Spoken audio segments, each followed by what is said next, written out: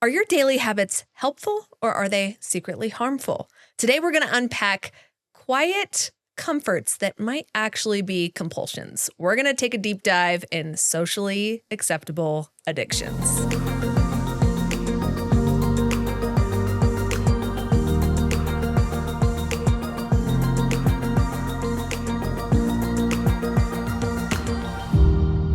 Hey friends, welcome back to the Pursuit of HappyWell. We're glad to have you back, and we are going to tackle another juicy episode. This one's going to be... It's going to sting. It's going to be uncomfortable. It's a doozy. The fact that we even have the word addiction in the title, but I do believe it is a necessary conversation. So buckle up, sit tight with us. We're on the ride together. Nobody's getting a free pass, including us. So today we're going to be exploring socially acceptable addictions. Okay. So, I feel like there's going to be some calling out on this one. Right? So if you're sipping that iced coffee... Yeah, from Starbucks. It's going to get real uncomfortable real fast. What number visit is it for you this week? How dare you? That should be like a shirt I wear for the show. How often I'd say, how dare you, Scott Potts? That is a good, would be a good key phrase, catchphrase. Yep. There's going to be plenty of moments in this episode where you might even say, as you're listening to us, how dare you? How dare you? How dare you? But again, this isn't about shame. It's about building curiosity and just maybe having a self-inquiry about the things we have, a part of our habits and every day, because there are some habits that we have that we are comfort-seeking creatures. Yeah. But we have to actually unpack and explore, how are we seeking comfort? And are we doing it in a healthy way or an avoidant way? We talk about stress types, understanding your stress types, and how we are constantly humans who are regulating our stress. And we have tons of stressors that come at us every single day. And our body is always looking for ways to kind of twist the pressure valves and alleviate the pressure that we feel. And that can come in many different forms. Right. And surprisingly, there might be some forms that look harmless on the surface, but may actually be harmful to you. Yeah. I don't know if I'm ready for this one. Are you guys ready? I don't know if I'm ready for this one. Okay. Actually, real quick, I'd just be curious if you're watching on YouTube, like comment something where you're like, listen, like maybe it's something you even make a joke about, like, oh, I'm totally addicted to, I got to have my iced shaken brown sugar espresso from Starbucks every day. Like I ruminate about it. I think about it. I fixate on it. And then oh my gosh, I am salivating as I'm talking about this. I have Holy concern. Moses. I have concern for that both I have concern for myself. And our pocketbook. Oh my gosh. Okay. So like, it might be that. It might be like the things we say like, oh, I'm addicted to my Kindle. I'm addicted to paint by number. I'm addicted. I'm just like completely outing myself. I think it's interesting. We throw that word around so, just so freely. Blasé. Yeah, that's the word I was looking for. So yeah, I think today's topic is going to be a doozy in the sense of what are these socially acceptable addictions that maybe we use to cope and why? And again, like what you were saying, this is not to be judgmental. This is not to like all of a sudden, you listen to this and be like, oh, man, I have so many things to work on now. It's not that. It's more just like to get curious, to understand what is it that you're running to, and both what you're running to and also when you're running to that, what are you running from? Yes. That's really what we're getting curious about. And as we think about the pursuit of HappyWell, these markers in our lives, some of the habits, have come out of ways in which our body has sought comfort and safety that maybe served us for a time, but maybe no longer going to be serving us to where we want to go next, or to what it actually means to have a HappyWell life. And that could be, areas in which it could be health, it could be daily habits, it could be routines. So anyways, we'll unpack those. We'll have some real examples. But first, let's just define socially acceptable addictions. Like, what does it mean to have an acceptable addiction? I think we have some society looks at some addictions like those are bad, these are harmless, these are fine. I'm not harming anyone with this, and but it can even be behaviors that are praised culturally. Yeah. Even when they might be harmful in. What is it they say? Like the poison is in the dose. Yeah. And so it's like, the poison is it's harmful in excess. Yeah. So, for example, our society praises productivity. We actually talked about toxic productivity in one of our prior episodes, but like no one's going to shame you for being ambitious in our culture. Right. Not a single person is going to be like, I don't know, maybe you should like go to a 12-step about that or something. It's going to be like, good for you. You're praised. You get accolades. You can win awards. You get pay raises. You get promotions. Like, but rest, that's not slowing down. Yeah. You look like Well, tend to be called a sloth or lazy Yeah, or or like- unmotivated, directionless. Or even think about how we talk about our rest. Some people are like, what do they call it? Like brain rot. I'm going to rot in my bed rot. I'm going to rot in my bed or be a couch. Our generation called it couch potato. Yeah. But the kids today, What do they call it today? these days, they call it bed rotting, I have never heard that. which sounds disgusting. It sounds really gross. But you just bed rotting. I'm not prepared for this conversation.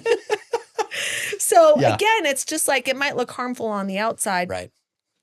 But the whole goal of this conversation is to actually do a deeper inquiry as to the why. The why are we going to that? Are we running from something? And is it possible we're doing it, this whatever habit we're going to explore, are we doing it in excess where it is causing harm to ourselves? Yeah. And to our greater potential might be. It might not be like, oh, you're becoming a mean, terrible, awful person, but harm in the way of like, are you, getting closer to being the person you want to be? Is it inhibiting your potential? Is it, while it is a comfort, while it provides comfort, is it secretly a growth inhibitor? Yeah. Yeah. Well, so we'll get some of these and we'll look at it every day. That's what we want to go to next. I want to give you a fun fact. I don't know if you knew this. This is probably a decade ago, maybe 20 years ago. There was you think about things in moderation or the dose, the dose mattering. Yeah. I remember that there was this, I think it was, I'm not going to call out any stores because I don't know if I got it right, but I remember there was a competition to win like a game console or something, or maybe it was like free tacos for life. I can't remember what it is, but it was whoever could drink the most water, and a lady died from it. Yeah. You can actually get water poisoning. Yeah. Yeah. So I think the idea of like the dose matters, right? Like moderation is key. And so some of these things we talk about, we're going to be like, that's no way is that possibly an addiction. Again, get curious. Yeah. And actually, I think you yourself are the only person who can determine if it's an addiction. And don't be calling other people out. Yeah, that's not for you. Like, you don't be looking at your spouse while you're listening to this podcast being like, that's you. I knew you had a problem. Okay. It's like the only person who knows is the person who is living in the body that knows. Yeah. So let's talk about the sneaky addictions that society applauds. The everyday sneaky behaviors that seem harmless. Yeah. Even admirable, as we've said. Yeah. But maybe are quietly something we're running to get us away from something else. So let's go to the first one.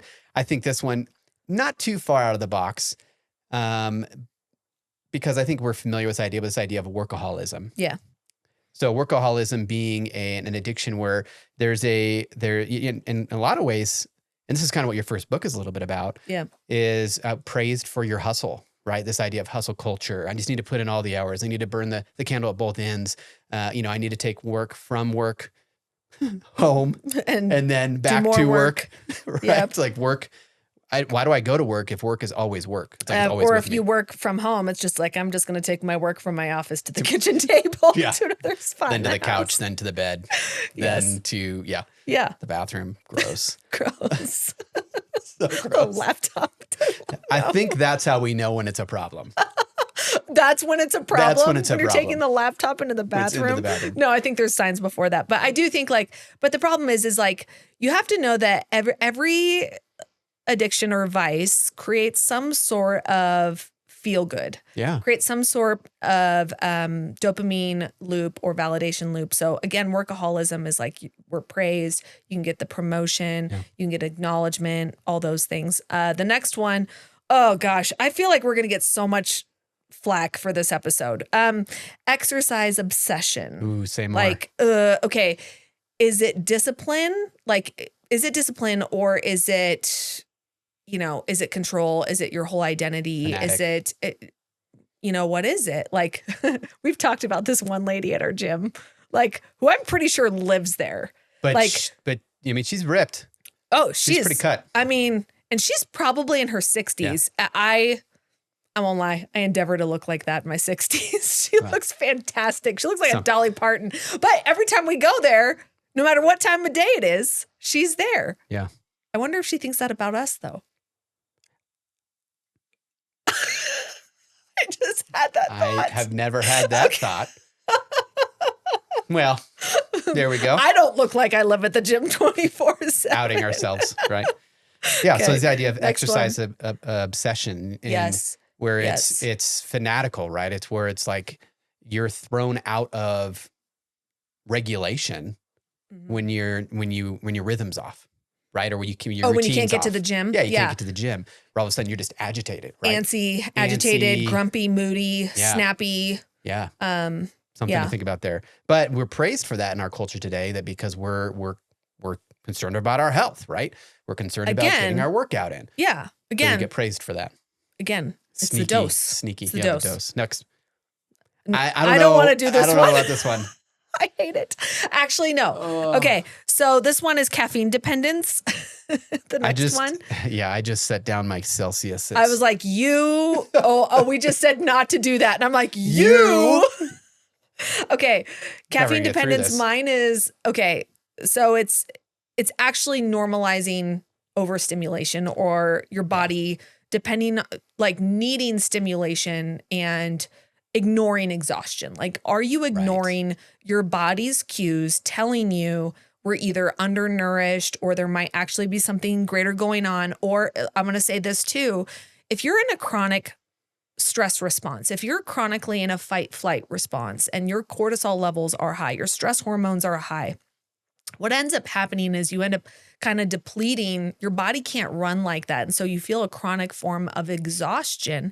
And so I know this, like, I'm speaking from my own personal experience, but it got to the point where I needed insane amounts of caffeine to simply move through my day. I added it up once, Scott, because I had I think I would have my morning 3 shots of espresso, 1 a Celsius, and maybe 2 Coke Zeros. And I think it was like somewhere between 600 and 800 milligrams a day. Caffeine. And I could still sleep fine at night. And so it's just, we have to look at that. Now that I'm actually more regulated, have you noticed, like, my caffeine intake is way down? You're like, you complain I can't finish a Coke Zero now. True. Yeah. Also the people that we just talked about prior about exercise obsession are probably judging us for our caffeine through Coke Zero. Oh, whatever. Oh, because they're thinking it needs to be the pre-workout. I was like, whatever. But that's absolutely is like, okay, the next one. And I think I call this, it's not quite the same, but I have a name for this, but social media scrolling. Yeah. Right. I also call it doom scrolling. Yeah. The scroll hole. The scroll hole. Right. Yeah. And it's like, is this what you're doing to relax, or is this a compulsion that's allowing you to escape, right? Is this, are you running from something, right? So I think a lot of us spend time, one thing that really kind of blew me away, this is not new anymore, but you remember when, we have iPhones and they have the screen time app counter in there. Yes. And it will tell you like your screen time usage. Oh God. It's convicting. Yeah. Very convicting. And when you reflect on that, if you've never done that, you should have a look and see, what does your screen time usage look like, and maybe see if you can, cross-reference that on what kind of stress you were dealing with on that day or during the week or whatever, and see how your usage goes up or down. But I just thought it was fascinating to reflect on how much time I was actually on my device. Yeah, it's true. And I don't think I realized, well, when we went away on, when I did that retreat and we had to turn in our devices, I can't tell you how many times I reached, like it was the ghost reach. We called it the ghost reach, or the ghost notifications, being like, went to grab, just like, it was wild. Yeah. It was absolutely wild. What's the next one? People pleasing. Okay. I think this one's interesting. I think someone can really be like, wait, how can that be an addiction? But it is, you have to understand that you are getting positive reinforcement by being a people pleaser. You're being maybe told like you matter. You're getting a lot of like, oh, you're so great. Thank you so much for always being there for me. So it could be a type of the feedback loop can be a form of addiction. Like, where do I go to feel good about myself? I'll go do something for others. Yeah. Overextending myself. That's key. In order to get that feedback. We always have to look at like, hey, be in service to others, but is it to the point of overextension and therefore self-harm or self-neglect? And that's the next one, overcommitting, the same idea. Yes. And, we talked, I think, a little bit about this maybe last episode or a couple episodes ago when we were talking about boundaries and fawn types, because this would go hand in hand with that fawn type where it's like, I can't handle the fear of rejection, right? Yeah. I can't handle, like, what is it that overcommitting is making you run from? What's the piece underneath that's causing you to overextend? If you know the Enneagram 7 type, right, that just wants to be a part of the party all the time, can't say no, says yes to everything. So getting to the under part well, of that. Well, the overcommitting is also like, it's a form of, avoidance. We talked about that in kind of toxic productivity, that episode. It's just like, are you overextending yourself or overcommitting so that there's not the stillness? Yeah. Like, are you running from stillness? Is it a form of emotional avoidance? So I just think there's some things to sit with these things. I think we all could be guilty of these from one time or another. Right. I mean, like, I could literally, honestly, I could tick every box at some point in my life. Like, I'm not exempt from these, but it's bringing awareness to them is really the key here. Yeah. And maybe you're thinking in your own head, this can reflect, this isn't a full list that we say oftentimes, right? There's probably other things in your life that maybe are showing up as a running from, right? And it's something that maybe you're agitated when you don't fulfill. That's kind of what we're looking for in terms of the barometer here, in terms of those sneaky, socially acceptable addictions. But yeah, so this idea that, we rarely get applauded for rest. Yeah. But if we commit into these things, we get all the applause. In fact, sometimes, like you said earlier, we get promotions because of them. Yeah. Oh, look at Sammy. He's over there. He's working past, clock out time. What a stellar dude. I'll never forget. I had someone say to me when I was, my first real, I would say, job, I guess. They were talking to me about my hours. And it wasn't you need to work more. It was hey, you need to have boundaries around your personal time. And at the time I wasn't married. And so I had all the time. There was nothing calling me, right? Oh, yeah. And so their message was basically, hey, you may not be married now, and you may never be, but there's a boundary here that you're not keeping, that if it's not practiced now, it will be a part of you wherever you go forward. And it will always be something that you're going to combat.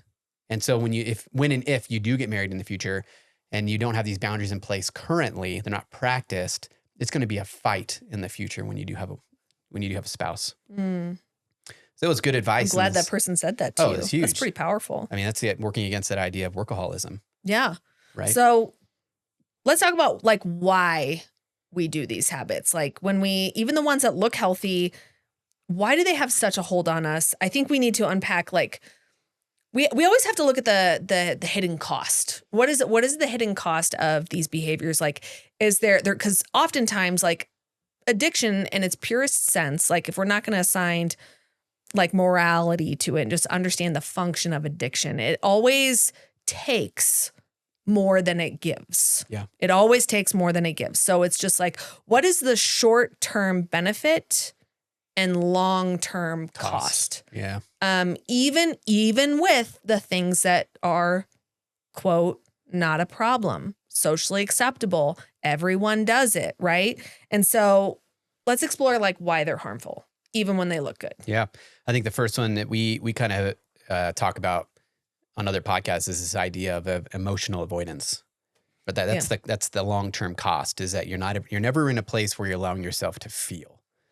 And what happens is you start to dissociate, right? You start to come apart from what you're actually feeling, yes, and what you're running from. And then you never really can get to the heart of what's really going on here. I think for somebody like me, I am somebody, I could tell you what I'm feeling without feeling it. Mm. I could write a book on my feel. I could be like, I'm stressed, I'm anxious, I'm full of fear and doubt, I will describe those to you.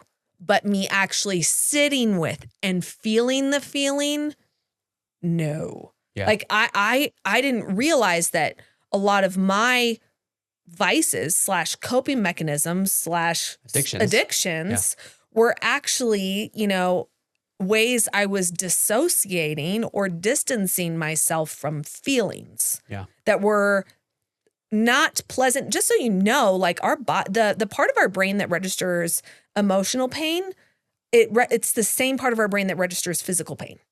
So like touching a hot stove or experiencing shame, our brain registers it the same. So why on earth would I want to touch a hot stove or feel shame? Yeah. So of course we're gonna do whatever we can to not feel the hot stove. Right.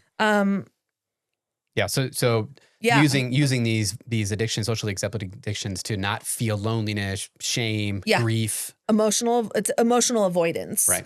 Or it's stress management, like what we talk about with understanding your stress types. I will say this, and it's stuck with me forever. My therapist once said, we were talking about this, and she said, as an example, she said, Kristen, an alcoholic doesn't know why they reach for the drink until they can no longer reach for the drink. Then when they are not drinking, they finally know the reasons why they drink. Wow. And that's why sobriety, and I mean, this is, this is why when we choose to live honestly with ourselves and not run and hide in our vices, it's a form of emotional sobriety. And my therapist is like, this is some of the hardest work. It's willing to feel the feels without hiding in our vices. Yeah, without reaching, right? Without reaching. Reaching to escape. Yeah. Yeah, that's good. Yeah. Man. Okay, another one is dopamine loop. Yeah. Yeah, say more. Good Lord. Well, it's like sugar. It's like your brain is like, it wants dopamine, and the faster the better. So I actually think there is actually forms of cheap dopamine and like the better fuel, like the cleaner dopamine. So anything that happens really fast and instantaneous, your brain always wants. So whatever can give me relief the fastest with the least resistance, boom. So like when we think about that, it's like, it's sugar, it's caffeine, it's stimulants, it's the buy now button. Yeah. It's, You know what mine is? What? All those red notification dots on my phone. It's clearing those up. That gives you dopamine? Oh yeah. yeah. Okay. Yeah. That makes sense. Like, I'm like, get rid of those. I actually have a game right now that I've been playing for a while. Oh my gosh. And it is. You're outing yourself. Yes, I am. But it is saturated with the dopamine hit. I mean, it's like pings here. Like, you open this up and it like explodes. It's in a release of that dopamine hitting all of the notifications and things. So here's the thing about dopamine. It gives you like the quick relief, but what it doesn't provide is deep, lasting satisfaction. It's in and it's out. It's super fast. Like you're moving to the next thing. Whereas like they say a cleaner form of dopamine would be like going on a 20-minute walk, sitting in the sun for 15 minutes or something like that, like something more nourishing. Okay, the next one. Wait, hold on. Before you move on to that one, also, I think it's important to know that dopamine it's not just a static in the sense of like when you get a dopamine hit, the next one needs to be. Yes. Oh, yeah. And they crash faster. Yeah. So we can actually mess up our dopamine baseline, so to speak. Correct. So the more dopamine you feed your brain, the more your brain thinks it needs. So now your dopamine baseline, like it becomes higher and higher and higher. Yeah. There's a fantastic book. It's a hard read. Oh, Dopamine Nation. Dopamine Nation, which is written by a clinician that works with addicts, and a lot of hard stories in that book. But one of the things she talks about is the only way to curb or to correct that dopamine increase, if you will, resistance, we'll call it dopamine resistance, is to introduce pain. Or to starve it, right? Well, and balance it with pain. And what I mean by that, it's not like go out and hit yourself. It's trying to, it would be using exercise in a positive sense, like going on a walk, to balance the easy dopamine hits and recalibrating your experience. So anyways, it's really good book. Really hard read. And I think in it, there's some hard stories in that book, but man, it is a powerful look at our brains and how we interact with the world. Sorry, we're gonna have to cut that. It's okay. I'm gonna cut to you, and you're gonna keep talking because that'll make it easy to cut on that podcast. Because otherwise, if I don't, okay, we're gonna be in it's like gonna different cut spots. To me. Yeah. Okay. So when you're ready, I'll cut to you. Okay. So this next one is the concept of like, this is again, what's the fallout? What's the harm? Why do we do it? I think it's interesting. Is self-justification. It starts with at least I'm not. It's how we justify our addiction. Oh, I don't know. At least I'm not that. At least I'm not.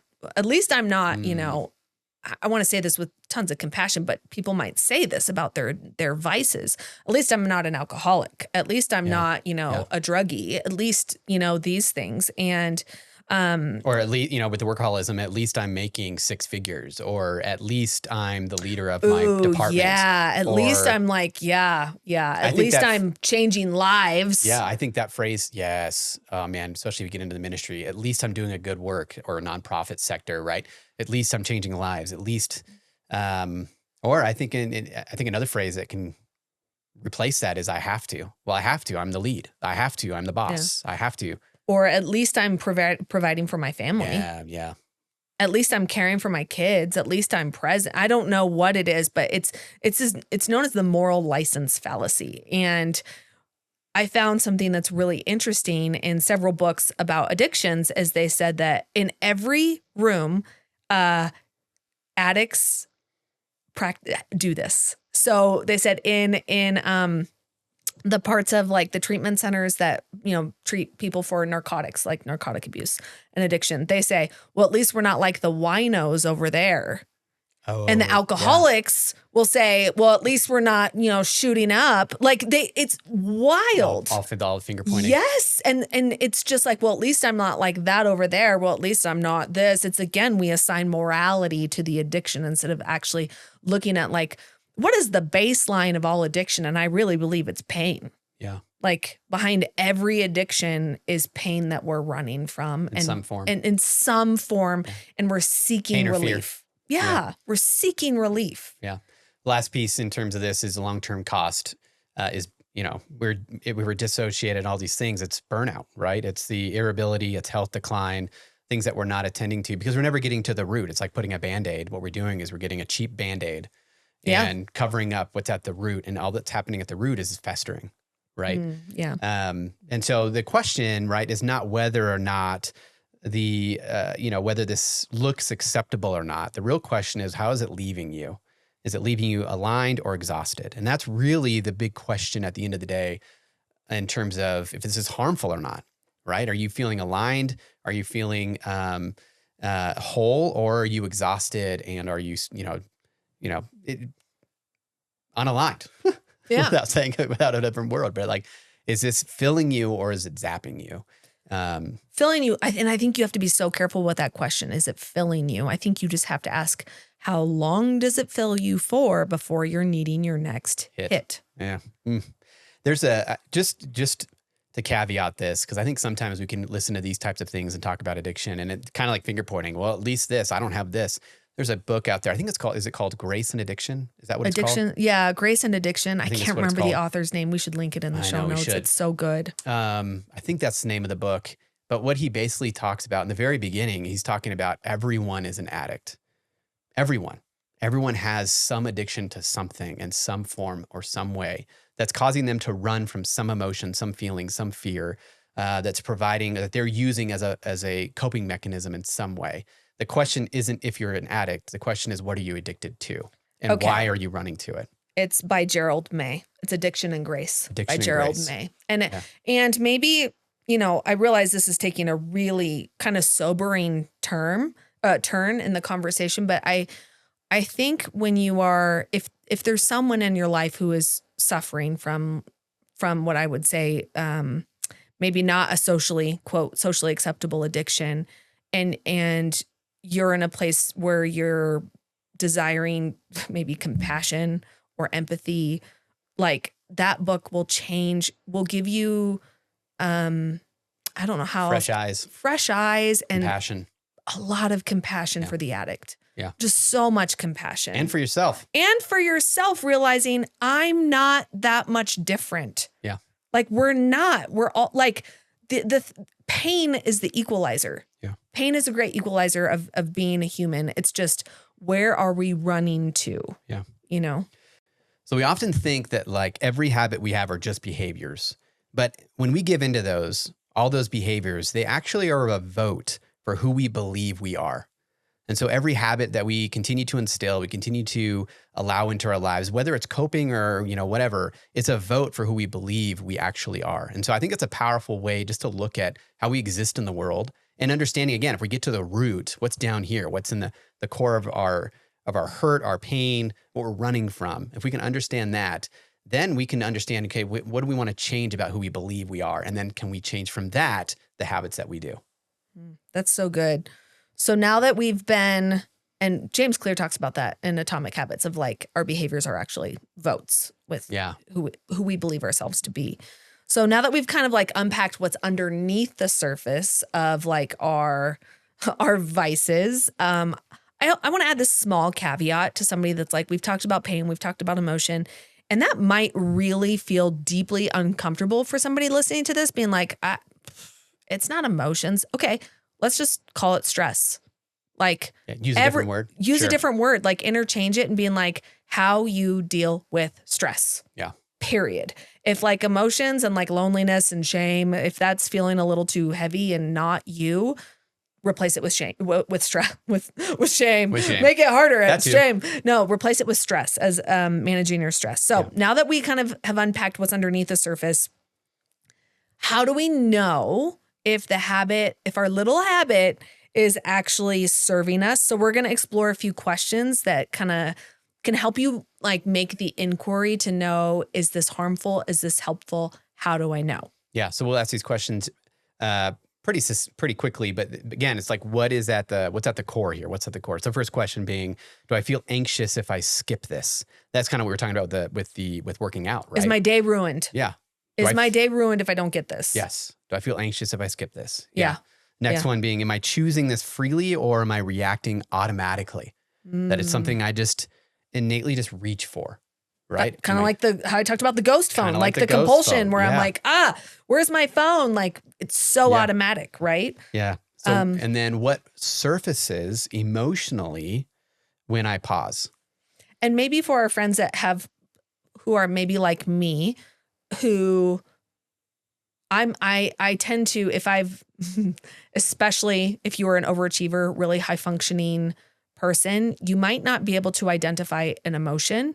You might just be able to identify feelings in your body. So it's like, do you feel tense? Does your jaw clench? Does your shoulders tighten up? Do you feel kind of like a black pit? I call it like the black hole in the middle of your chest. Do you feel like pressure?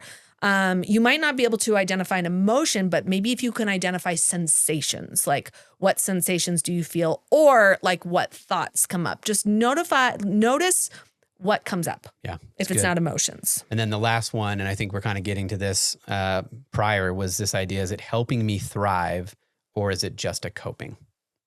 Is this helping me thrive or is it a coping? And then getting really curious about these questions, sitting with them and seeing what comes up. I think the most powerful way to do this, especially with the one about my feeling, is if you're feeling the need to do your Starbucks drink or you're feeling the need to hit that the buy now button, is just to take a pause. We talk about this with our daughter specifically. When you feel anger, this is a Daniel Tiger. When you feel so mad and you want to roar, yes. Just take deep breath and count to 4. So taking time, of all the episodes, it's the one that stuck with me the most. Same. It's so rich. What a good show. Daniel Tiger and Bluey. Yep. But all I have to say is is exercising that pause. Just taking a deep breath. Why am I clicking? Why am I buying? Why am I rushing out the door? Whatever that coping thing is, and taking a pause and noticing what's coming up. And then if you can ride out the sensation, rather than acting on the sensation. So for example, if you feel lump in your throat, tightness in your chest, the itchy, agitated feeling like I'm going to come out of my skin, if you can honestly breathe through that, count to 4. But if you can ride out the physical sensation, what you're actually doing is letting the compulsion pass. Yeah. You're moving from impulsive to intention. And if you would still make the same choice with your body not feeling like it's a live wire, okay, then you can honor that choice. Right. But if you're, again, and this kind of segues really nicely into James Clear's Atomic Habits. Yeah. So are they the idea of reaction-based habits, or I'm going to call it maybe compulsive? Yeah, compulsive. Compulsive versus or unconscious. Yes. Yeah. So reaction, compulsive, impulsive habits versus identity and intention-based habits. Those are the two differences. Yeah. Yeah. And so just to expound on that a little bit, reaction is what you're talking about in the sense that this is something I do unconsciously. It's what I reach for. It's a habit I haven't chosen. It's automatic. Yeah. And this would be more often than not, these are going to be your coping type of habits. Yes. Things that you're your stress response. Yeah. Your stress response habits. And the goal being, at least in terms of James Clear, and I would agree with this too, is like getting to identity-based habits. So to make this a succinct idea, if you haven't read the book, it's really good, Atomic Habits. But this idea of like, the goal isn't to, go run a marathon, it's to become a runner. That's the identity pursuit in terms of the habits. And so getting out of like, I run or I reach for the Starbucks drink or I hit the buyout or whatever in order to get away from the coping. Instead, I want to have an identity of, man, when I feel stressed, this is how I handle that. Mm-hmm. Right? Yeah. Well, it's the difference between, reaction-based habit is often emotion, impulse, stress response. Like you feel a sense, it's almost always, it's going to take some practice. But when you pause, you'll actually notice the sensation that was actually driving the compulsion of like, I feel on edge. I need the book. I need the scroll. I need the caffeine. I need the sugar, whatever it is, by the way. Like most people don't even know why why am I reaching for chocolate Oreos right now? You can't go another episode without saying Oreos. If you're just joining us, we tend to bring up Oreos and treadmills in every episode. We don't know why. We don't know how. We don't even own Oreos in our house. It's a coping mechanism for sure. So yeah, again, so a telltale sign of a reaction habit is you do it without thinking. It feels like a compulsion. It feels automatic. You're not free to choose it. Identity-based. I love this. What's the telltale on that one? This one's powerful. The identity-based telltale sign. You should, want me to do it? Yeah, okay. Because it's really good. It's so good. Is that the habit that what you're choosing reinforces your sense of self and not a sense of shame? That's beautiful. Ugh. Just sit with that. Yeah. It reinforces the positive sense of self, the self you want to be, the self you're proud of. Not the self you're running from. Right. Maybe like the nourishing identity-based habits is a form of coming home to yourself versus running away. Man, that's so good. So before we wrap up, we want to leave you with the gentle reframe and then a practical reflection, which we call HappyWell homework. I don't think I'm ever going to stop laughing when you make that little jingle. It's different every time. I was going to say, has it been consistent at least? I don't know. Probably not. That's okay. So the reframe here is not to blame or label or to judge or to shame, but to get curious. To get curious with these socially acceptable habits or addictions, that you're reaching for in the moments of feeling like a live wire, feeling stressed, feeling lonely, feeling shame, feeling grief. Not to shame, not to judge, but just to get curious. We just want to bring awareness. Yeah. Because with awareness always precedes action and change. And so we have one of our coaches that in Sondera, our company, that in his interview, that's when we knew we're like, yep, he's a good fit. He said, there's nothing more tragic to me than somebody who's living their life in default. And I think that's the person who is a creature of compulsion and reaction in every area of their life. And I really believe the person who's living that way feels like life is happening to them. Yeah. And gosh, that does create a lot of pain. Yeah. So of course we run to things that provide short-term relief. Yeah. So, yeah, again, when it comes to awareness, we're just inviting a gentle observation. That's all. Where we're asking, where does something that I thought was helpful to me now maybe feel harmful? So, for example, I think it's just like, I'll give you one of mine. I love my paint by numbers. It's really good. It calms, it quiets my mind. Like I put on an audiobook and it really regulates me in a lot of ways. However, I know when I'm doing it to run from something I know, like I know when it's numbing versus when it's nourishing. When it's numbing, it's when it's coming at the cost of things I know that have deadlines, where I know once I put the paintbrush down 2 hours later, the task is still there and my anxiety has reared its ugly head and it's even worse. So it's like, okay, I used it to numb, not to nourish. Whereas now for me, paint by numbers is an end of my day activity. I do it on my days off. It's a form of nourishment, not escape. Yeah. So again, the habit itself may not need to be eliminated. You might just need to pause when you engage in the habit. To understand why you're doing it. 100%. That's all. That's right? The curiosity piece. Right, exactly. Right? Okay, so yeah, so here's the HappyWell homework for you. Gosh. So here's the homework. It's to pick one acceptable, I put that in quotes because, well. They can't see our show notes. They can't see my notes, but one acceptable habit this week and pause it for a day or two. One acceptable habit that you reach for that is part of your routine, pause it for a day or two and just notice what comes up. Yeah. What emotions, what thoughts, what reactions, and reflect with it again, with compassion, not judgment. Just reflect with what's coming up.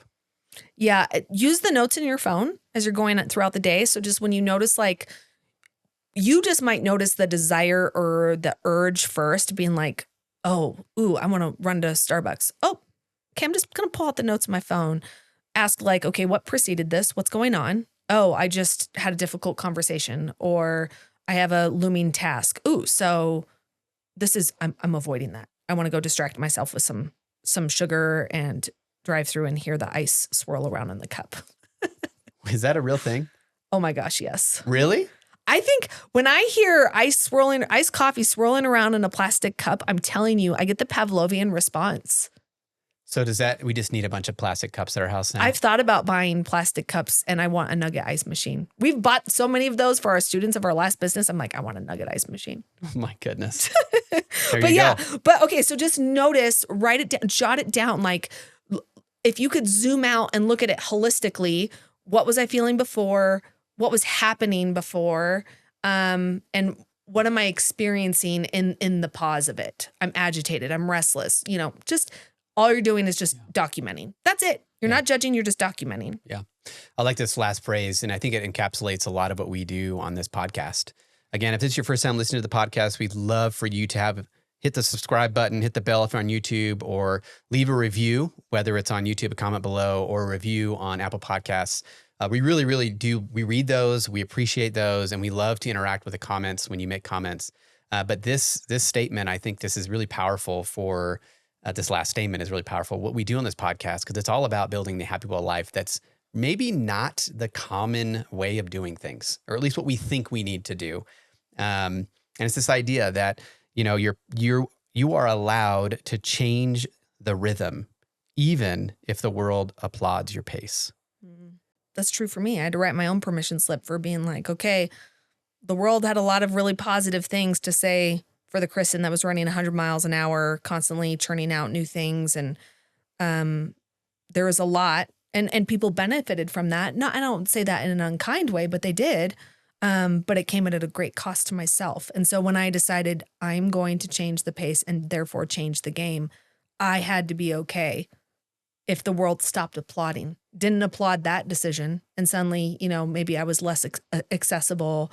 Maybe there was less things I was creating or whatever, which I found was not true. I ended up creating just as much, but just from a different place, because my creation can be a vice. So now I create from nourishment. Yeah. And this is what we want for you. Our hope is for you to, as you're doing this, as you're exploring, as you're pausing, that you just find the things that truly nourish you, so that you don't feel like you are just constantly reacting from a place of default. Yeah. You can live a life of intention and choice and essentially have the HappyWell life. So again, if this episode resonated with you, share it in your stories. If you're on social media, tag us so we can shout you out too. We haven't been saying that, but if you could do that, that'd be awesome. And otherwise, we will plan to see you guys in the next episode.